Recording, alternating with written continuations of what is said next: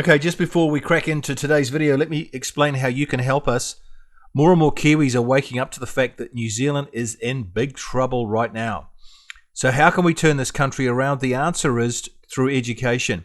What does that mean? Well, it means exposing more and more people to our videos. It's as simple as that. Just click on the subscribe button on the bottom right-hand corner of your screen, and you'll be subscribed. What happens then? Well, when you subscribe, YouTube sends our videos out to more Kiwis. That's how it works. Subscribing is free. You'll never be charged anything. It's just that simple. So please do it and then enjoy the rest of the video. Thank you very much for watching. Just by subscribing, you can play a big part in the solution to fixing New Zealand. Well done, you. Hey folks, how you going? Well, 2 hours of opposition debate, and in 2 hours not a single part of the bill that was identified and rejected by a logical argument. And that really, I think, sums up what New Zealanders see today. You've got a huge amount of emotion, even name-calling, prejudice, but where are the people saying, no, we don't think the Parliament should make laws, we don't think the Crown should uphold people's rights equally, including Māori, and we don't think everybody should be equal before the law. We just didn't see that, and that's why I'm convinced that this bill or something like it will inevitably prevail, because the simple fact is all Kiwis are equal. It's only a matter of time, people getting over their overreaction and actually asking themselves, what exactly is it in this bill that I object to? And while only one member of the opposition actually referred to anything that is written in the bill, and that was Duncan Webb, who was a bit hit and miss, I think many of them actually said things that if they were to read the bill, then many of their statements about people being equal would lead them to support it. Isn't it fair to say that there has in fact been a national conversation and it just got voted on and your party lost? So the reporter is suggesting that David and his party lost the debate. Well, in one sense, obviously they did. The media are currently very big on you lost and we won. So let's just unpick their judgments.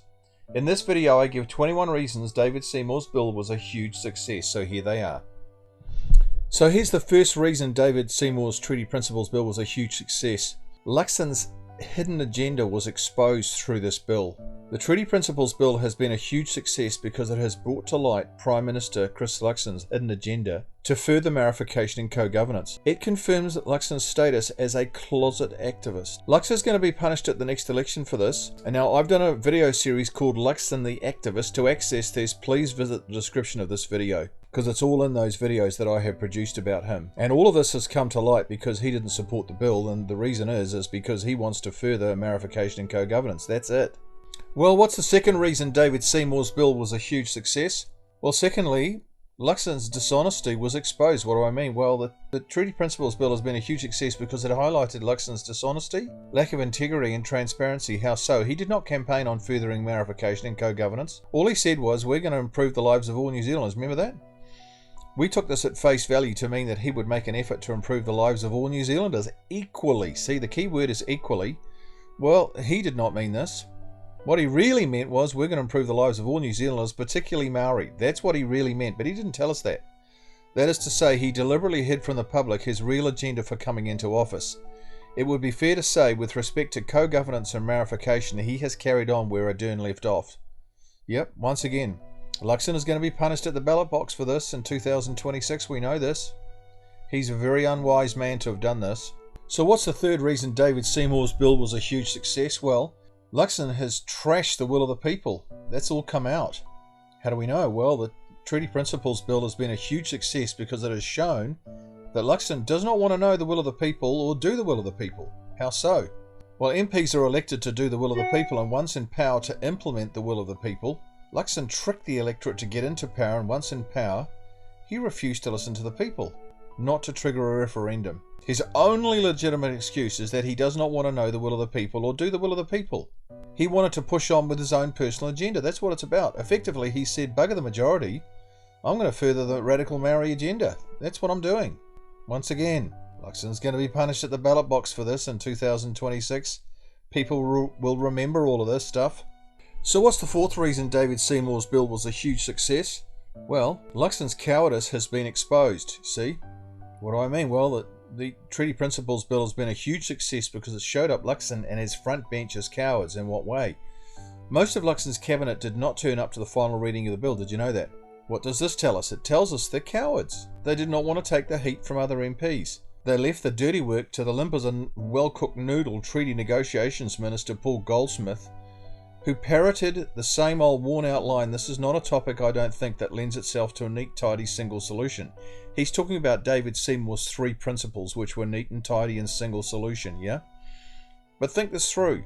To say that, he must know what the treaty actually says and means. Surely, you can't make a judgment like that on what David Seymour's done unless you really know the treaty. Well, why doesn't he come out with it? He hasn't and he won't, because he can't.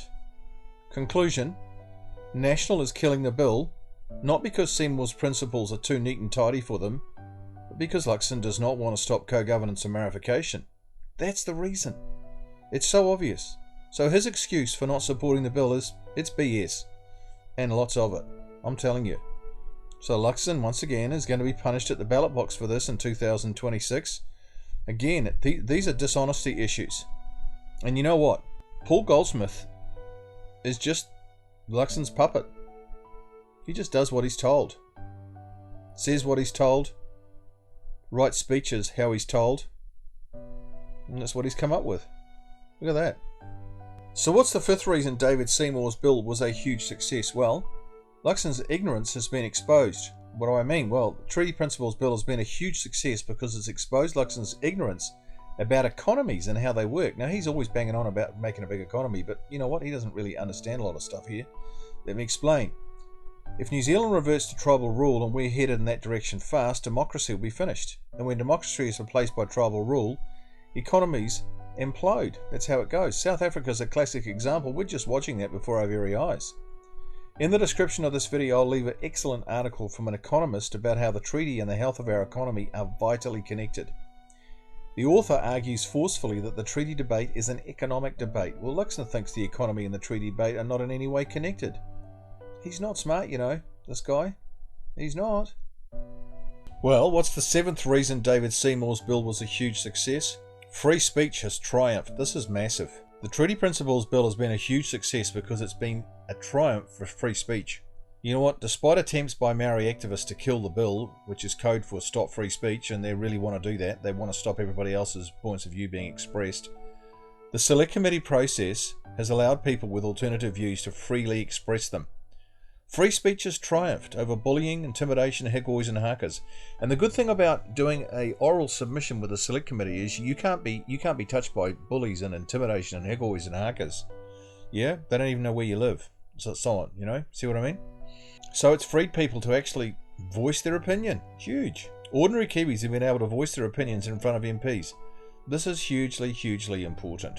Well, what's the 8th reason David Seymour's bill was a huge success? This is a good one. It's all about truth. Truth has triumphed. Did you know that? The Treaty Principles Bill has been a huge success because, as I've said, the truth about our history and the treaty has come out. See? For 50 years, the public has been subjected to relentless propaganda. We've never had a place where people can come and air their views, where you can hear alternative points of view. But we've been able to do that. For example, Maori had all their land stolen. This is what we've been told for 50 years. The truth is, Maori sold 92% of their land fair and square. We never knew about that. Another example, the Maori version and the English version of the treaty are very different, so you'll need Maori experts to interpret it for you. This is what we've been told. What's the truth? The truth is, the Treaty of Waitangi Act 1975 is using the wrong English version of the treaty. That's why there's a big difference between the Maori version and the English version. See? We didn't know that. Another example, Maori did not cede sovereignty. The truth? Maori did cede sovereignty. And I've written a document called the 12 Irrefutable Proofs that Maori ceded sovereignty. And what I'm going to do is I'm going to leave that in the description of this video. Another example, Maori children were strapped for speaking Maori in schools. Well, what's the truth about that? Maori elders went to the schools and told teachers to strap their children if they spoke Maori. Exact opposite. These elders knew that the way for Maori children to succeed in life was to learn to read, write and speak English. You know what? Even Maori MPs lobbied Parliament to make it law that only English was spoken in schools. Yeah. Well, who knew about this? See, this is the sort of stuff that's all come out. Once again, I have left a document in the description of this video which verifies these truths. The list of lies undone by the Treaty Principles Bill process is almost limitless. It's been fantastic. The list of the truths to come out is the same, you see? So it's been awesome. It's been a great thing. So in this respect, the Treaty Principles Bill has been a huge success. Well done, David Seymour. See? Truths come out. This is why Maori activists didn't want anybody to talk about it. They wanted to kill the bill. They said, it shouldn't even get to a select committee. Shut it down. Stop talking about it. See? This is why. Get it?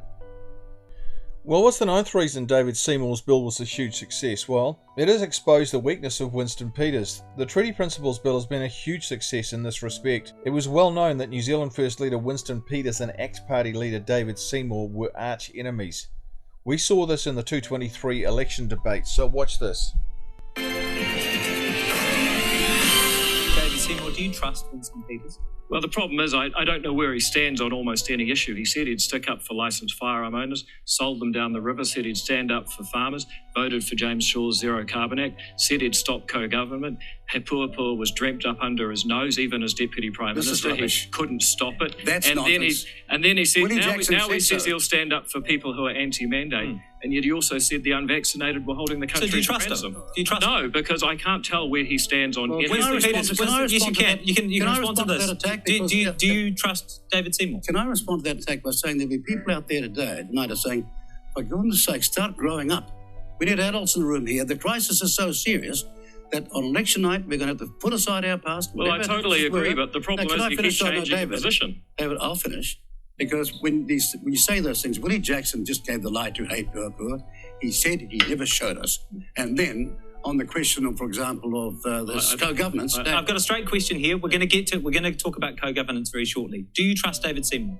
It's not my job to trust David Seymour. Well, it is if you're in job, government with him. It's my job to convince my caucus colleagues who will make the decision, not just me, and everybody that votes for my party, that this is the thing we must do.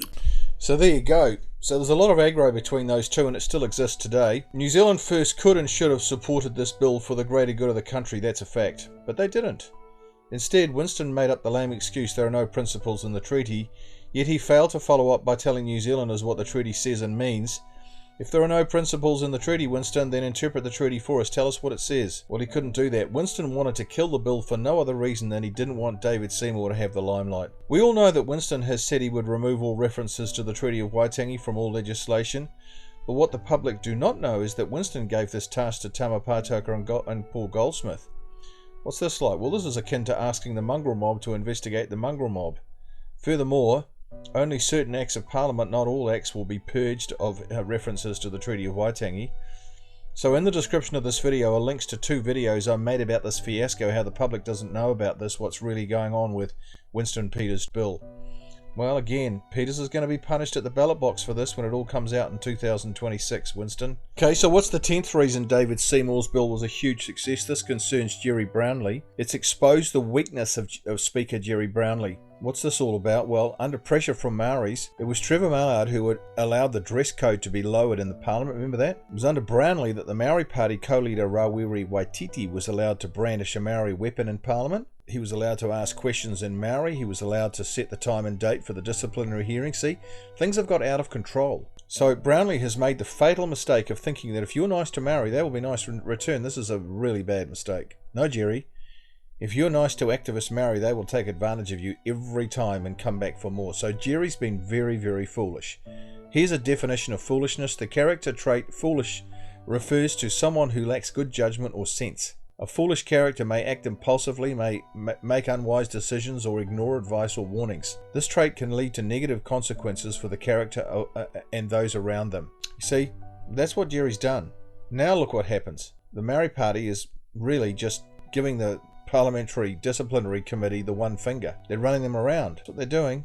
Gerry, you did that. See? You lowered the bar so low and you thought you were being nice to Maori, but they've come back, mate. They're going to bite you in the bum. See, you shouldn't have done that, Gerry. If you lower the bar, you lose control. And now look what's happened. You need to restore Parliament so that English is the only language in that place. And also, you need to tighten up the dress code, suit and tie. That's it. Put your foot down, man. Otherwise, you're going to get bitten in the bum. Okay, guys, that's enough for today. I'll cover the other 11 great things about David Seymour's Treaty Principles Bill tomorrow.